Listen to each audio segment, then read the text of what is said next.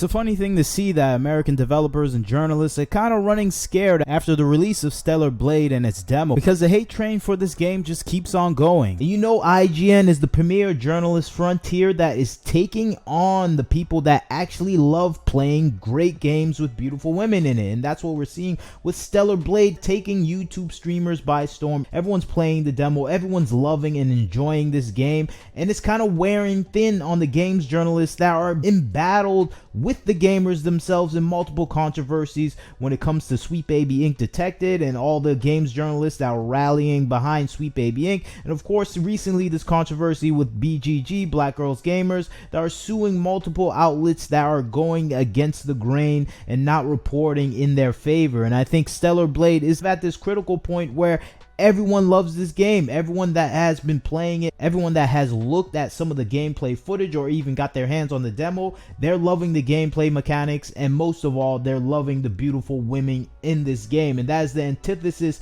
of what the game journalists and the game developers that have been working on multiple Western studio games have wanted. They don't want games to be focused on aesthetic beauty and appeal and looks of the female characters. No, they want the opposite of that. And I think Stellar Blade flies in the face of everything that these journalists are fighting for in the video game industry. And to see it to have so much success, they're releasing articles and Twitter, X posts, social media posts at a quick pace, trying to deride and put this game down, but it's not working.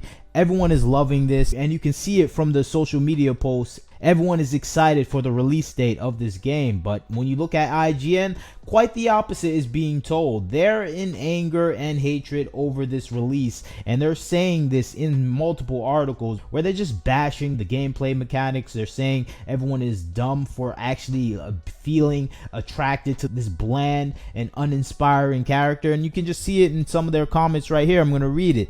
It's not new. The other games have chosen to highlight the strengths of their female characters, but where Bayonetta stands out, which is an iconic character design, or 2B from Nier Automata inspires an entire generation of cosplayers, Eve from Stellar Blade is just a bland doll created by someone who has never seen a woman. And of course, they're talking about the creator of Stellar Blade, the CEO of Shift Up. But when it comes to the overall model and design of the Eve character, it's based on real people. And I think this is the thing that shatters any of their complaints of the game design, which is nonsensical in and of itself, because why do video game characters have to look like real world people? Who made that statement? This is a fantasy world based in a post-apocalyptic universe with female soldiers that look like supermodels. Why do they need to look like real people? Obviously, and they're fighting aliens and monsters. But of course, that's besides the point. But when you look at the real life details of how they came up with this character Eve, you realize it's based on real people. And I think that's the essential thing that we see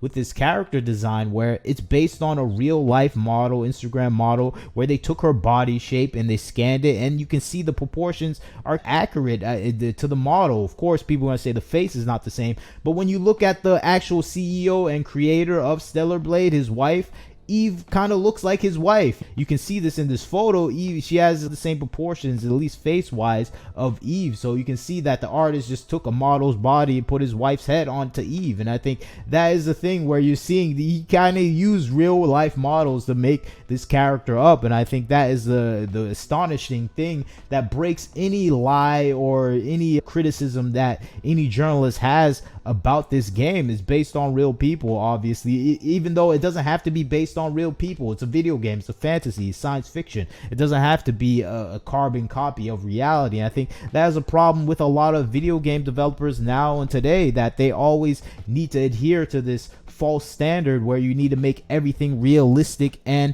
beyond ugly. And I think this is what we see in a lot of video games today, where there's just an aversion to making anything attractive to the male gaze. And I think with Stellar Blade, it beats that overall inclination to make something unattractive and unappealing just to appease people that don't play video games. And who I'm talking about, I'm talking about the games journalists. Most of the games journalists that are in this profession today don't play games. They're there to flaunt their political ideology and try to enforce it into the video game industry. And I think this is what we're seeing with the multiple controversies that are happening right now with Gamergate 2.0 when it comes to Sweet Baby Inc., Black Girls Gamers, multiple other consultancy firms that are trying to impose their will within the development space, and the developers themselves themselves that are following these kind of DEI ESG policies that have been imposed on to them by investment banks that give them out interest-free loans if they do follow these policies. And I think it's a combination of these elements that are making industry that once catered to video gamers now cater to investment bank billionaires and trillionaires,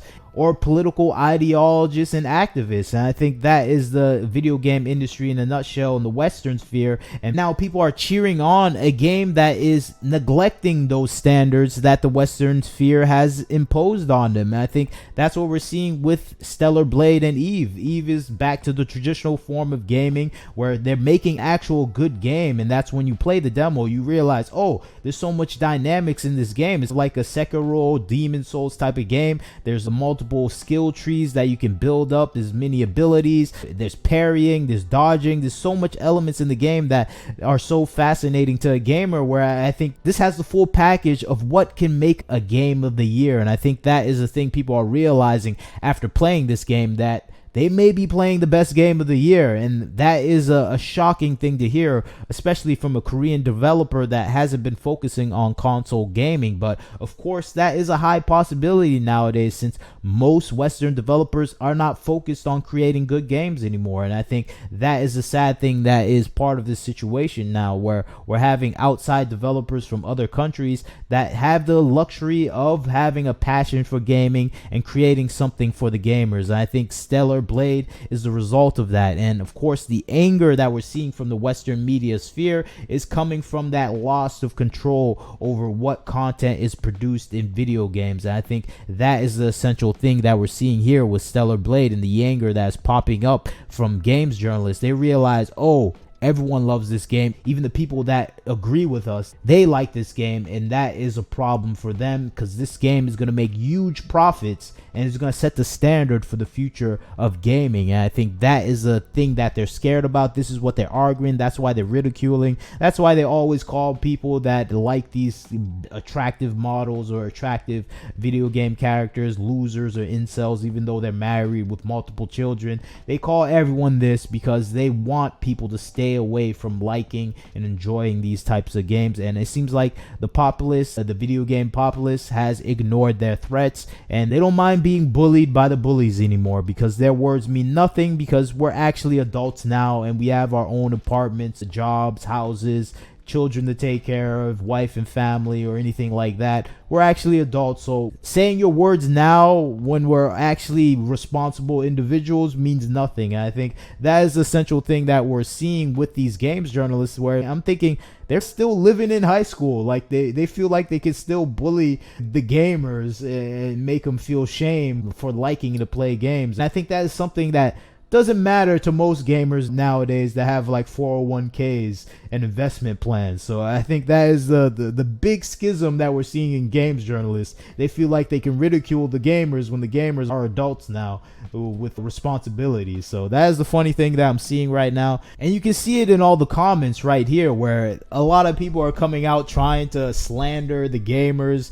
that have all these things, saying, just watch Corn now. That's what they're saying. They're saying they wish all men would just go away. They're saying all men are perverts, they're losers. Anyone that likes this, you can see the hate just spewing out on the internet, trying to shame people for enjoying a video game. And I think that's the thing that is lost on the people that are spreading this hate. You're talking to adults now. People don't care what you have to say. We actually have real life responsibilities. And for the ones that aren't adults, don't listen to them. Enjoy the games you want to enjoy and ignore the haters. At least that's what I think about the situation. You tell me what you think about the situation. Leave a like, comment, share, subscribe. This is Wagner Knows Why. Catch you next time.